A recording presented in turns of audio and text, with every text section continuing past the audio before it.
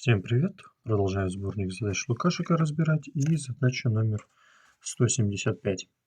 При колке дров по линии застрял топор. На рисунке 36 показано, какими способами в этом случае можно расколоть полено. Нужно объяснить их, что как движется. Хорошо. Вот наш первый случай. У нас полено и топор находится сверху. Что будет в момент удара? В момент удара полено остановится, а так как у них есть скорость, то топор будет продолжать прорубать полено по инерции двигаясь.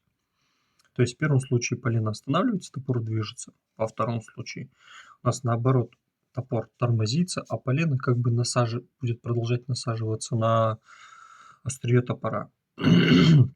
И получается, что во втором случае топор останавливается, а полено уже движется по инерции. Ну, надеюсь, было понятно. Удачи. Пока.